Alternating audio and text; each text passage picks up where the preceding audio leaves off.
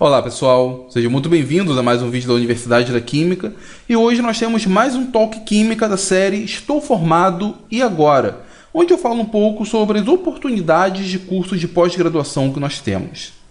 Hoje nós vamos falar um pouco dos cursos de mestrado. Muitas pessoas têm muitas dúvidas, muitos questionamentos sobre o curso de mestrado, como é que faz para entrar, como que é o curso, quais são os benefícios após terminar o curso de mestrado, e o vídeo de hoje vai tentar responder algumas dessas perguntas. Se alguma pergunta não ficar respondida, por favor, deixe aqui no comentário que eu terei imenso prazer em respondê-las. Primeiro a gente tem que ter em mente que o curso de mestrado, assim como o doutorado, estão dentro de uma classificação de cursos de pós-graduação chamada de stricto sensu. É diferente, por exemplo, de um curso de especialização que faz parte de um curso lato sensu. O curso de mestrado e doutorado tem um pensamento restrito, o foco é mais restrito em uma determinada linha de pesquisa específica. Então, é um curso mais focado em um determinado tema, diferentemente do curso de especialização, que é um curso de conhecimento mais amplo. Não se aprofunda em nenhum ponto específico, porém, vê um pouco de cada coisa. Tendo isso em mente, nós vamos ver então o que é necessário para entrarmos no curso de mestrado, para desenvolvermos e para sairmos. Mas antes que fique pré-estabelecido que, ao me referir sobre cursos de pós-graduação, eu estarei me referindo a cursos de pós-graduação de instituições públicas. Assim como o curso de especialização, na maioria das vezes eu me refiro a um curso de uma universidade privada, um curso de mestrado estarei me referindo a um curso de uma instituição pública. Não que universidades privadas não ofereçam cursos de mestrado, mas que a maior parte dos cursos oferecidos e os de melhor qualidade, segundo a CAPES, são os oferecidos por instituições públicas. Mas então, como que eu faço para entrar no curso de mestrado? A avaliação para entrar ocorre em duas etapas. A primeira delas é uma prova escrita que exige um conhecimento básico de alguém que seja graduado em Química. Então você vai ter algumas questões de Química Orgânica, Química Inorgânica, Físico-Química, Química Analítica, todas essas questões sendo cobradas do nível de graduação em Química. Então, se você estiver, por exemplo, afastado muito tempo da universidade, não tem mais esse conhecimento bem fresco à mente, é necessário que você estude, que você se prepare, que você faça alguns cursos de nivelamento, para então recuperar esse conhecimento. Como eu disse, o objetivo dessa prova não é verificar se você é um especialista, mas que você saiba o mínimo sobre cada um desses pontos.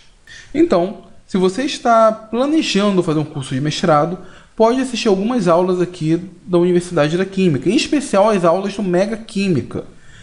Muitos dos temas que eu abordo nesse quadro costumam cair nessas provas de admissão no curso de mestrado.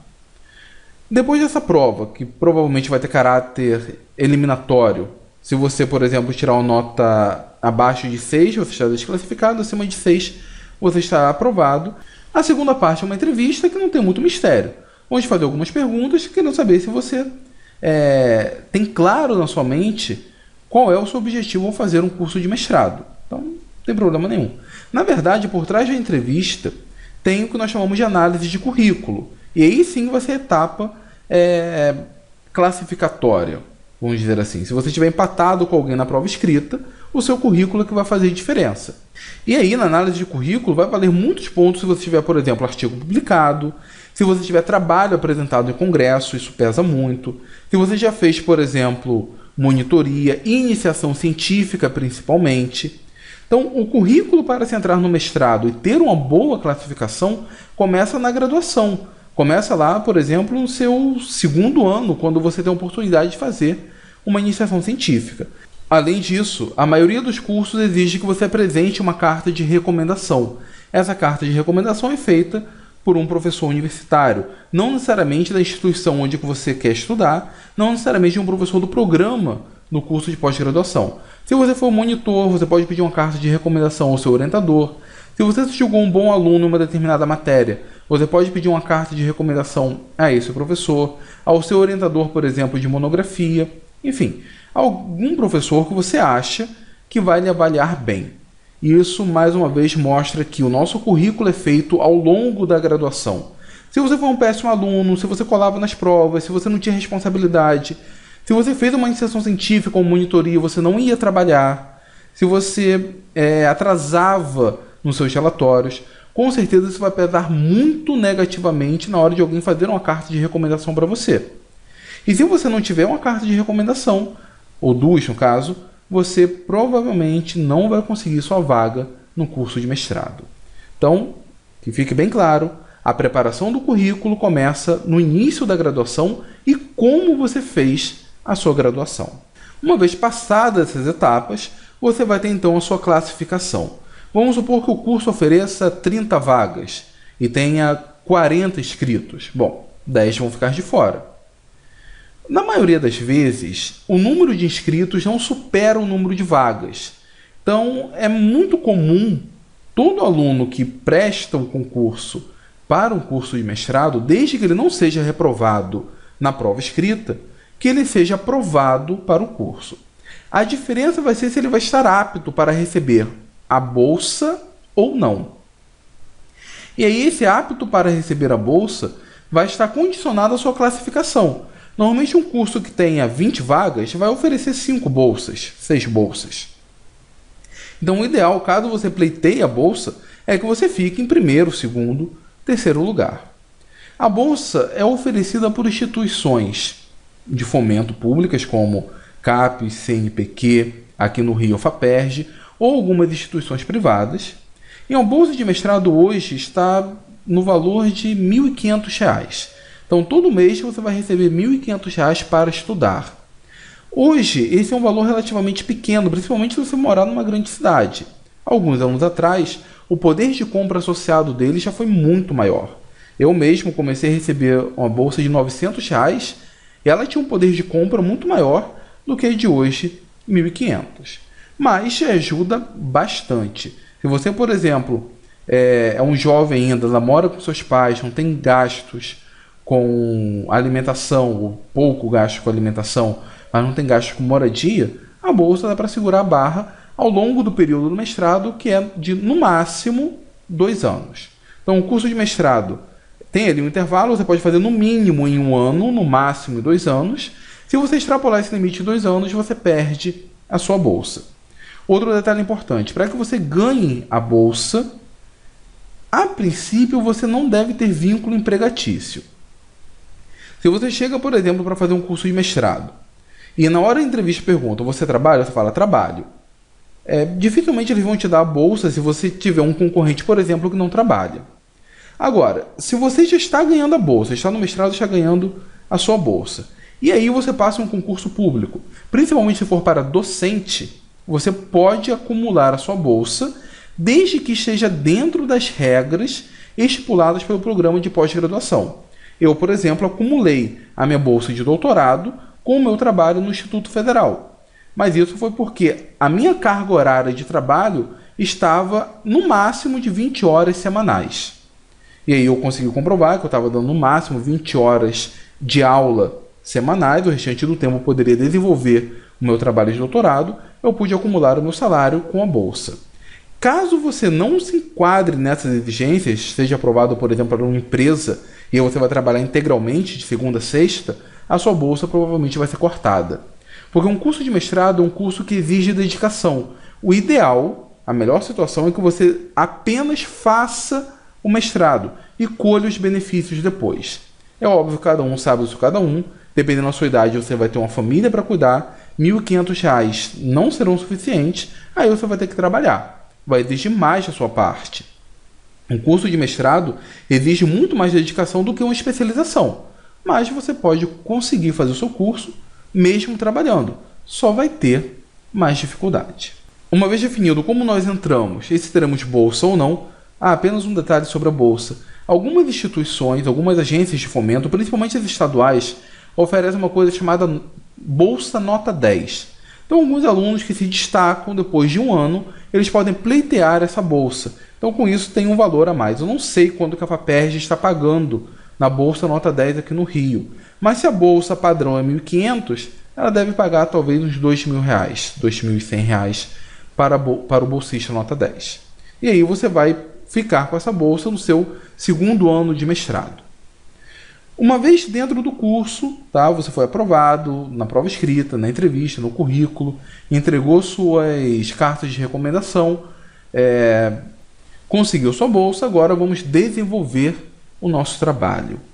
Bom, o trabalho do mestrado envolve várias etapas. Uma delas é o número de disciplinas mínimas que você tem de fazer. Isso vai levar pelo menos um ano. Então, durante o primeiro ano, você vai ter de fazer algumas disciplinas. Mas, além disso, você tem que desenvolver o seu trabalho de pesquisa também. Então, não é integralmente para as disciplinas. Essas disciplinas, que normalmente nós chamamos de crédito, você vai ter que fazer um número mínimo. Envolve, por exemplo, alguns seminários, algumas disciplinas avançadas, orgânica, inorgânica, físico-química, analítica avançada, e algumas disciplinas mais focadas para a sua área. Essas disciplinas são difíceis? São. Elas são muito mais corridas do que as disciplinas da graduação. Então você vai sentir um certo peso quando começar a fazer disciplinas de pós. Um professor, por exemplo, que na graduação falava o equivalente a um capítulo por aula, na pós-graduação ele vai se referir a 3 capítulos de um livro por aula. Afinal, você já é um químico formado. Se você estiver afastado muito tempo da universidade, você vai sentir um pouco mais de dificuldade, então vai levar um tempo ainda para pegar esse ritmo. Se você emendou a graduação com mestrado, só vai ser um pequeno salto em relação à graduação. Então você vai, durante o ano, vai ter um número de disciplinas mínimas. O ideal é que você não seja reprovado. Se você tiver, por exemplo, 2 reprovações e tiver bolsa, você pode perder a sua bolsa. Se você tiver mais reprovações, você pode perder, na verdade, ser desvinculado do programa de pós-graduação. Então, tem que estudar, tem que parar, sentar, pegar um livro, ler. Já adianto que a maior parte da bibliografia está em inglês. Então, se você ainda não desenvolveu o inglês ao longo da graduação, agora você vai ter uma dificuldade a mais. Esse é um incentivo para quem está na graduação já desenvolver o inglês, no mínimo, para a leitura. Além disso, é necessária a dedicação também para realizarmos a nossa pesquisa. Então, por que o ideal seja que o aluno de mestrado não trabalhe? Porque ele de manhã, por exemplo, vai fazer disciplinas, à tarde vai para o laboratório desenvolver a sua pesquisa. Ou o contrário, né? Estuda de tarde, vai para o laboratório de manhã.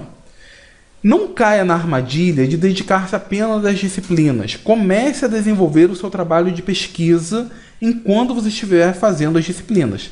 Ah, Antônio, é muito difícil. Pode até ser. Mas se você dedicar-se um pouco à pesquisa, que seja nesse período, vai ser menos corrida à frente. Como disse, o mestrado tem apenas 2 anos. E você não consegue fazer as disciplinas todas em menos de 1 ano. Isso significa que é um curso muito corrido. O gerenciamento de tempo é fundamental. Basicamente, o desenvolvimento do trabalho dedica-se nessas 2 partes. Cursar as disciplinas e desenvolver a sua pesquisa. Mas tem mais coisas ao longo do caminho para você obter o tão sonhado título de mestre. E vamos lá. Você vai ter que fazer uma prova de língua estrangeira, normalmente o inglês. Essa não é uma prova muito difícil. Provavelmente a tradução de um fragmento de um artigo, responder algumas perguntas em inglês. Então requer que você tenha no mínimo um inglês básico. Isso você deveria ter desenvolvido na graduação. Lá você fez iniciação científica, por exemplo, você teve que ler vários livros em inglês. Então a iniciação ajuda muito para entrarmos no mestrado. Eu, por exemplo, não tenho exímio conhecimento da língua inglesa, mas eu consegui, por exemplo, traduzir o texto sem problema nenhum, entender o texto, responder as questões de interpretação do texto. Não costuma ser uma prova muito difícil, mas você tem que saber o mínimo de inglês. Essa prova, normalmente, ela não faz parte da classificação. Você faz a prova de inglês já dentro do programa de pós-graduação. E lá você tem um número de chances para fazer essa prova, acho que no máximo 2 vezes ou 3 vezes. Mas seja como for, o ideal é que você seja aprovado na primeira tentativa. Além disso, a defesa do seu projeto. Alguns cursos exigem que você entregue um pré-projeto ao entrar, faz parte da sua avaliação. Outros exigem que após 2, 3, 6 meses do curso de mestrado, você defenda o seu projeto para uma banca ali de 2, 3 professores. Essa parte da defesa do projeto é saber se você sabe o que você vai fazer e se você tem condições de executá-lo. Existem alguns cursos que não cobram essa defesa de projeto. Por exemplo, o que eu fiz, eu não tive que apresentar nenhum pré-projeto, nem defender o meu projeto. Fiz apenas um resumo e enviei. mas muitas instituições cobram sim um pré-projeto. Outra coisa, o estágio à docência. Se você recebe bolsa de pós-graduação, principalmente se a bolsa for da CAPES, do CNPq você é isento. Você é obrigado a fazer pelo menos um semestre no mestrado como estagiário de docência. O que significa isso? Você vai acompanhar um professor em uma determinada disciplina, seja na graduação, seja na pós-graduação, e você vai ser uma espécie de monitor. Tem muitos professores que fazem uma coisa que é no mínimo criminosa, que é pegar o aluno de estágio de docência para dar aula no lugar dele. Isso é crime, isso é errado. O aluno de pós-graduação, ele não é habilitado para ser um professor universitário. Para isso é necessário um título mínimo e é necessário que você seja aprovado em concurso. Mas alguns professores fazem isso. Isso não é o correto. O correto é que você acompanhe o professor, assista algumas aulas, tire dúvidas dos alunos e aí, para o título de avaliação, você venha dar uma ou outra aula acompanhada do professor. Então, isso é obrigatório para alguns alunos bolsistas, não todos. Por exemplo, eu tinha bolsa do CNPq por ocasião do mestrado e fui isento de fazer estágio de docência. A maneira que você tem de ser isento desse estágio é você já ser professor universitário. Então, vamos supor que você terminou a graduação e você seja aprovado, por exemplo, para dar aula com professor substituto, concomitante ao mestrado. É só você pegar uma declaração no departamento e pedir a isenção do estágio de docência. Não faz sentido você ser um estagiário, uma vez que você já é um professor. Mas, caso não seja isso, você vai, por pelo menos um semestre, acompanhar o professor no estágio de docência. Além disso, nós temos a chamada qualificação, ou no jargão mais acadêmico, qualify. A qualificação é, após um ano e meio do seu trabalho, você deveria apresentar o seu projeto e mostrar como está o andamento dele, para que uma banca avalie e veja se você tem condições de defender. É diferente, por exemplo, do pré-projeto ou da defesa do projeto. O projeto você apresenta para saber se você vai ter condições, por exemplo, de andar com ele.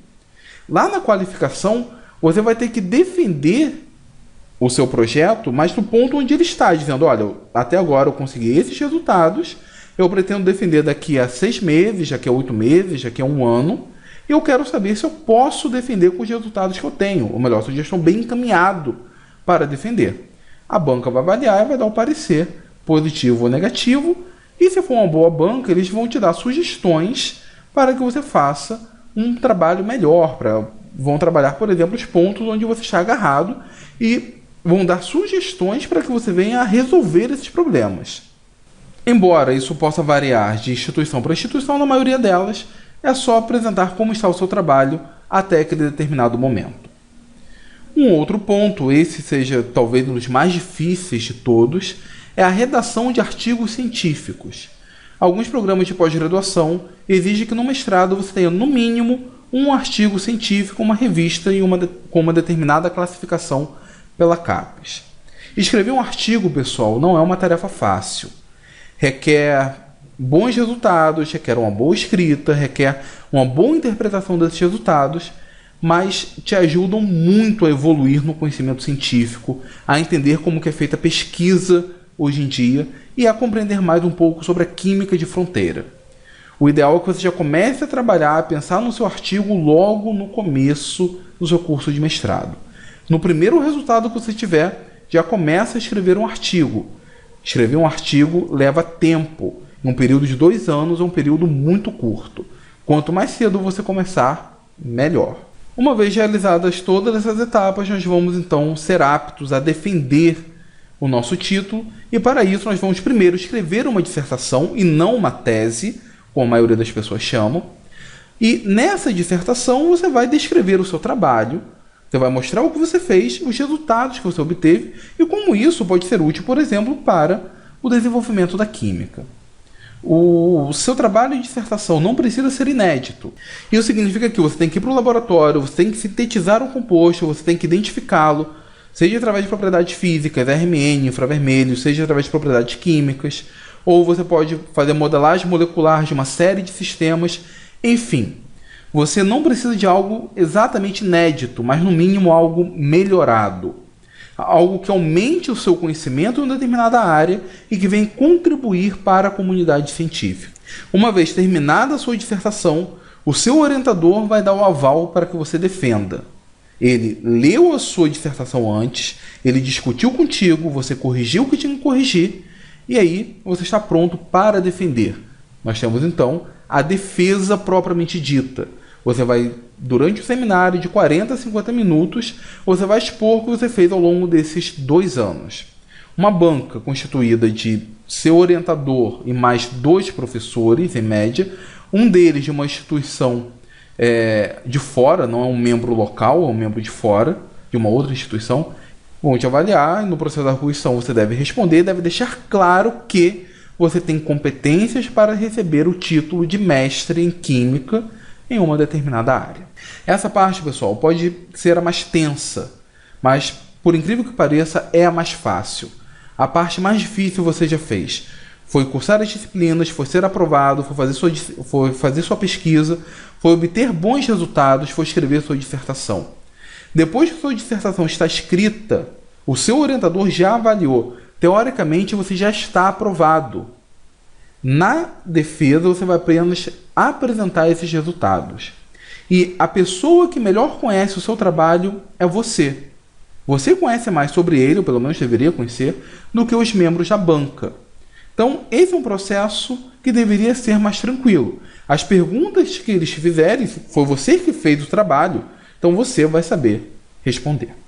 Dentre os benefícios, muito bacana é que você recebe o título formal de mestre, né? Você vai ser mestre em Química. O nome é legal, mas não tem muita importância.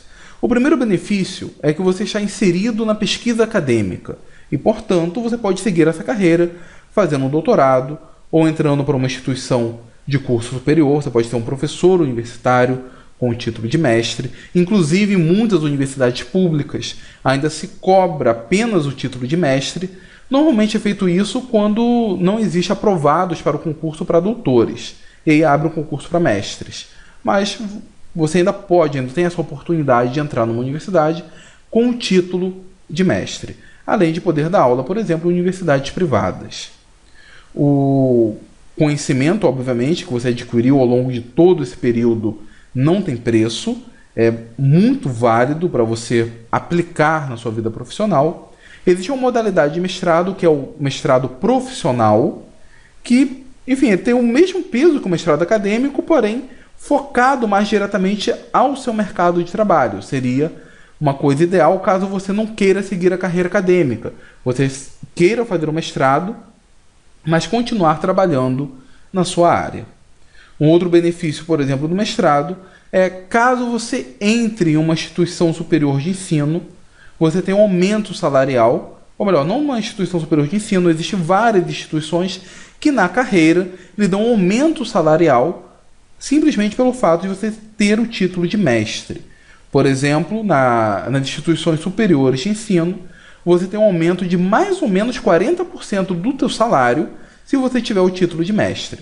Só com a graduação você tem um salário X, com o mestrado você vai ter aquele salário X acrescido de 40%. Além disso, em alguns concursos, o mestrado já te coloca alguns pontos à frente na prova de título.